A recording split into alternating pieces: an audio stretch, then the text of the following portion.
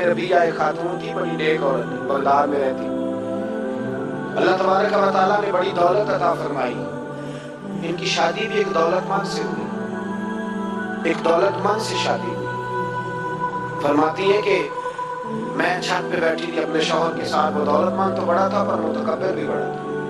دروازے پہ فقیر مانگنے آیا تو میرا خاوند بالکنی سے جان کے کہنے لگا اسے کچھ نہ دینا، اس دکاندار ہے، یہ دنیا دار بنے ہوئے جان بوجھ کے مانگتے ہیں۔ تو میں نے کہا میں تیری دولت سے نہیں دوں گی، میرے میکے سے جو کچھ آیا اس میں سے دینے کی اجازت دینا۔ اس نے کہا جانا ہی نہیں۔ تو عورت کہتی ہے اس مانگنے والے کا، اس جو دروازے پہ شخص کھڑا تھا، اس کے مانگنے والے کا جو انداز تھا وہ بتاتا تھا کہ کئی دنوں کا بھوکا ہے۔ اس جوان کے چہرے پر عجیب بھوک تھی۔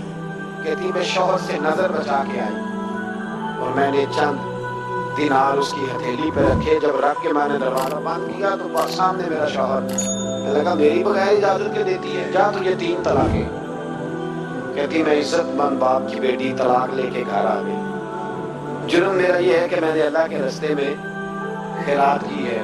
کہتی ہیں میرا والد پریشان، غلطی جس کی مرضی ہو، قصور تو بیٹیوں کا ہی ہوتا ہے، لڑکے پاک کے پاک رہ جاتے ہیں، منگنی بھی ٹوٹ جائے تو بچی کی جو حالت ہوتی ہے وہ کوئی بتا سکتا ہے؟ تو کہتی ہے میں شدید پریشان، میرے والد اور والدہ بھی پریشان، رشتہ کہاں سے آئے گا؟ 1-2 سال ہم شدید کرب میں رہے، رشتہ آیا تو بڑے امیر آدمی کا، میں طلاق یافتہ تھی پر بندے کوارے کا رشتہ آیا۔ کہتے جب وہ رشتہ ہو گیا میں پہلے دن اپنے خاوند کے پاس گئی تو مجھے کہنے لگا مجھے جانتی ہو میں کون ہوں؟ میں نے کہا نہیں۔ کہنے لگا میں وہی ہوں جو تیرے دروازے پہ خیرات لینے آیا تھا، تجھے میری وجہ سے طلاق ہوئی تو میں اسی رات جا کے مصلے پہ رویا کہ مولا میری وجہ سے بیچاری کا گھر اجڑ گیا۔ پھر میں نے 18 گھنٹے محنت کی، میں نے تجھے عزت دینے کے لیے۔ کہنے لگا اب تجھے بیوی بنا کے نہیں مہارانی بنا کے رکھوں گا، میں تیری نوکری کروں گا، تو میری محسنہ ہے۔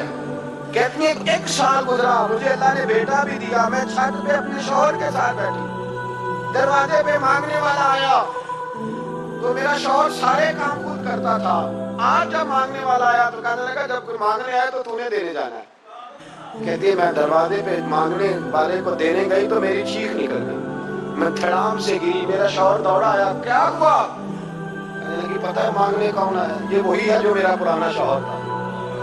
بے پرواہی بیگ سجن دی جتھے کسے دی پیش نہ جاوے، انہیں تاجاں والے در در روتے، تاجاں والے تخت و تاج والے، تاجاں والے در در رولے تے منگتے ہیں تخت بٹھاوے۔ اوے سجنا کسے نو گھر آوے گئی، کوئی کعبے ہو خالی آوے۔ کہتی ہوں میں ربیہ کہ وہ شخص میرے دروازے پہ، میں رونے لگی۔ دولت کا تکبر کرتے ہیں لوگ، غریب دروازے پہ کھڑا ہے تو کہتے ہیں تم کماتے نہیں مجھ سے بھیک مانگنے آ جاتے ہو۔ دولت کا تکبر، خبردار اس تکبر میں مبتلا نہ ہونا۔ لوگ تو آپ یقین کریں فتوے لیتے پھرتے ہیں، کہتے ہیں ایسے جناب زکوٰۃ تو اس کی بنتی ہے جو ٹیکس نہ دے، زکوٰۃ تو اس کی بنتی ہے جس کے بعد ملازم نہ ہو۔ تو ایسے مولویوں نے سنو، حضرت موسیٰ کے چچا کا بیٹا تھا قارون، حضرت موسیٰ کی دعا سے دولت ملی، اتنا دولت مند ہو گیا کہ خزانوں کی چابیاں 4 اونٹ اٹھایا کرتے۔ حضرت موسیٰ نے کہا کہ 1000واں حصہ زکوٰۃ فرض ہوئی ہے۔ کتنا حصہ؟ 40واں نہیں، 1000واں حصہ زکوٰۃ دے۔ کہنے لگا دیتا ہوں، گھر جا کے حساب کیا تو پریشان ہو گئے، اتنے پیسے دینے پڑیں گے۔ پریشان جب آتے ہیں تب نہیں پریشان ہوتے، اتنے آگے میرے پاس دینے پڑے تو کہنے لگا ہو اتنے پیسے۔ حضرت موسیٰ نے کہا دے، تو کہنے لگا جناب موسیٰ ویسے مہنگا نہیں پڑا آپ نے رکھا خرچہ؟ آپ فرمانے لگے میرا حکم نہیں، حکم میرے 40واں نہیں تھا، کون سا حصہ تھا؟ بولیے مسلمانوں کا کتنا ہے؟ سارے صحیح دیتے ہیں زکوٰۃ؟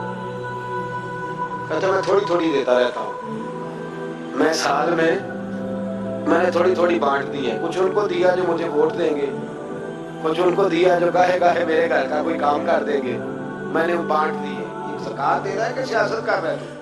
یہ کون سا طریقہ ہے؟ یہ کون سی طریقت ہے؟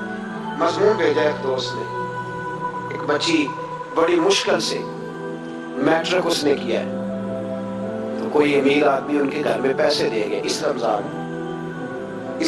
میں، حیدرآباد کے قریب کسی گاؤں کی رہنے والی، تو بچی اگلے دن جا کے سارا کچھ ان کے گھر دے آئی ہے۔ سارا کچھ دے آئی ہے. کیوں؟ کہ وہ بچی کہتی ہے میں یتیم ہوں، میں 1.5 سال کی تھی اور میرا بھائی ابھی پیدا نہیں ہوا تھا جب میرا والد فوت ہو گیا، تو میرے چچا نے دھکے دے کے نکال دیا.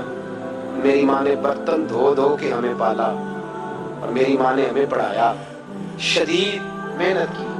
تو کہتی ہے کل ایک دنیا دار آیا، اس نے کہا میں نے راشن دینا ہے، زبردستی ہمارے گھر آیا، غریبوں کو دینا ہے. کہتی ہے میری ماں نے کبھی ہمارے سامنے دکھ نہیں اپنا کھولا کہ میں بڑی غریب ہوں، میں نے جوانی تمہیں. لیکن کیا عجیب منظر ہے کہ اس نے ایک توڑا دیا راشن کا، تو سویرے جب میری اماں زور کے بعد کام کر کے آئی ہے تو رو رہی تھی. میں نے پوچھا اماں کیا ہوا؟ تو کہنے لگی بیٹے 4 اخباروں میں میری تصویر لگی ہے، 4 اخباروں میں. مجھے کیا پتا اس کے پاس کتنے موبائل تھے، کتنی تصویریں کھینچتا رہا. تو وہاں رکھ کے کہنے لگی چچا ہم نے بڑی راتیں بغیر پنکھے کے گزاری ہیں، کئی دن بغیر روٹی کھائے گزارے، پر ہم نے اپنا پردہ نہیں کھولا. تو ایک آٹے کا تھیلا دے کے ہمارا پردہ کھول گیا. 4 اخباروں میں رکھ اپنا سامان، اور سویرے اخبار میں یہ خبر بھی ضرور چھپوا دینا کہ وہ واپس کر گئے. یہ خبر بھی سویرے اخبار میں ضرور چھپوا دینا کہ وہ آٹے کا تھیلا وہ واپس کر گئے. یہ خبر چھپوا دینا. پھر وہ بچی اپنی ماں کی عزت کے لیے گئی اور جا کے پریس کلب میں اس نے 4 اخباروں کو کہا کہ میں آٹا واپس کر رہی ہوں. اب تمہاری ذمہ داری ہے کہ تم لوگوں کو بتاؤ کہ وہ تھیلا آٹے کا. شرم نہیں آتی؟ میں اجتماعی شادیوں کی مخالفت کرتا رہتا ہوں. دل کرتا ہے تمہارا کہ تمہاری بیٹی اور تمہارا داماد اٹھایا جائے اسٹیج پہ اور کہا جائے خیرات میں اس کی شادی ہو رہی ہے، اخباروں میں تصویر آئے. کسی غریب کی بچی کی شادی کرنی ہے تو بورڈ لگوا دیا 30 اجتماعی شادیاں. تو تماشا ہے، غریبوں کی بیٹیاں تماشا بنانے کے لیے ہے. اگر کسی غریب کی بچی کی خدمت کر دی ہے تو اس طرح کر جس طرح حسین کے بیٹے امام زین العابدین کیا کرتے. امام زین العابدین امام حسین کے بیٹے جب دنیا سو جاتی تو سیدہ کا پوتا اپنے کندھے پر اناج کی تھیلی رکھ کے غریبوں کے دروازوں پر دستک دینے پہنچ جاتا. غریب باہر نکل کے پوچھتے نام کیا ہے؟ کہنے لگے میرا نام نہ پوچھو، میری تو میرا دادا ڈیوٹی لگا گیا، میری تو میرا ابا ڈیوٹی لگا گیا، یہ تمہیں تمہارے حصے کا راشن ہے، اسے قبول کر لو. یہ ان لوگوں کا طریقہ تھا. یہ کیا انداز ہوا کہ 4 اخباروں میں خبر عزتیں لوگ اچھالتے پھر. اس کو کہا قارون کو زکوٰۃ دے، کہنے لگا کوئی نہیں. بلکہ اس نے الزام لگایا. حضرت موسیٰ تقریر کر رہے تھے تو ایک بندہ لے کے آ گیا، اس کے پیچھے ایک عورت ہے. کہنے لگا موسیٰ خطبے بڑے دیتے ہو، پر ایک بی بی کہتی ہے کہ حضرت موسیٰ نے تو میرے ساتھ معاذ اللہ ثم معاذ اللہ نقل کفر نباشد، موسیٰ نے تو میرے ساتھ زیادتی کی ہے. حضرت موسیٰ اللہ کے نبی جب عزت دار آدمی سے آ کے سوال پوچھتے ہو تو بیچارہ ٹوٹ جاتا ہے، وہ بیچارہ ٹوٹ جاتا ہے. جب لوگ پوچھتے ہیں نا یہ تو کھا گیا فلانی شے، عزت دار جس نے اپنی زندگی بڑی مشکل سے کاٹی ہو پر وقار سے کاٹی ہو، وہ تڑپ اٹھتا ہے. حضرت موسیٰ بڑے جلالی تھے، پر جب قارون نے عورت کا الزام لگایا تو رو پڑے، سجدے میں سر لا کے کہنے لگے مولا مجھ سے اتنا سخت امتحان نہ لے، میں نے تو سارا کچھ تیرے نام کیا ہوا ہے. پھر ممبر پہ بیٹھے بی بی سے کہنے لگے سچ بتا ماجرا کیا ہے. جب جلال سے پوچھا تو عورت تڑپ اٹھی، کہنے لگی اس نے پیسے دیے تھے، آپ پہ الزام لگا. حضرت موسیٰ نے دعا کی، کہا یا اللہ تو دیکھ رہا ہے اس نے تیرے نبی کے ساتھ کیا کیا ہے. جب وہ غرق ہونے لگا نا زمین میں، زمین پھٹی اندر جانے لگا تو کہنے لگا لگتا ہے میری دولت تم سنبھالو گے. حضرت موسیٰ نے کہا اس کے خزانے بھی ساتھ ہی رکھو. سارے خزانے سر پہ رکھے اور خزانوں سمیت زمین میں غرق ہو گیا. علم پڑے دا مان نہ کریے مات آکھی میں پڑیا، اور جب بال کا حال کا ہوئے مت روڑ دیوی دودھ. تو دولتوں سمیت لوگ غرق ہو گئے. کدھر گیا ان کا مال، کدھر گیا؟ اورنگزیب عالمگیر جانے لگے تو بیٹے سے کہنے لگے میرے ہاتھ نہ کفن سے باہر نکالنا، جنازہ اٹھے تو میرے ہاتھ لٹکنے چاہیے. لوگوں نے کہا کیوں؟ کہنے لگے میں لوگوں کو بتانا چاہتا ہوں تھا میں بادشاہ پر خالی ہاتھ جا رہا ہوں. کفن کو جیب ہوتی ہے تو کس کے لیے پیسے جمع کر رہے ہو؟ قبروں میں بینک ہوتے ہیں، کس کے لیے گن کے سوتے ہو رات کو؟ کس کے لیے؟ کل من علیہا، ہر چیز فنا ہو. نماز پڑھتا ہوں تو میرے رزق میں برکت بھی ہونی چاہیے، بنا برکت ہوگی تو نہیں پڑھو گے. سوال ہے میں اب نیک کام کرتا ہوں تو لوگ میری عزت بھی کریں، اگر لوگ عزت نہیں کریں گے تو نیک سامنے لگائیں گے. اس لیے ہم کئی دفعہ محبت نہیں کر رہے ہوتے, تجارت کر رہے ہوتے. تجارت ٹھیک ہے, پھر اگر آپ کسی کے ساتھ تجارت کر رہے ہیں تو سامنے والا بھی تجارت ہی کر رہا ہے. پھر سودا بیچ لو, سودا خرید لو, سودا خرید لو, سودا بیچ لو, یہی کچھ ہوگا. حضرت ابوبکر صدیق رضی اللہ تعالیٰ عنہ نے غیر مشروط محبت کی, غیر مشروط, یعنی جو حضور نے کہہ دیا انہوں نے کہا حضور بالکل ہی ٹھیک ہے. جو سرکار دو عالم صلی اللہ تعالیٰ علیہ وسلم نے فرما دیا کہ حضور آپ جو کہیں گے ہو جائے گا.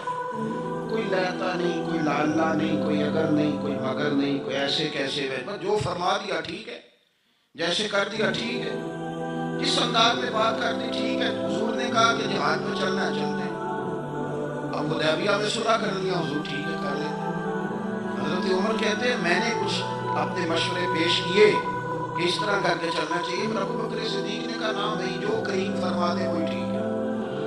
ہم نے نہ کبھی قطرے پہ غور کیا اور نہ دریا دیکھا, بس جہاں تیری جھلک دیکھی وہیں ڈوب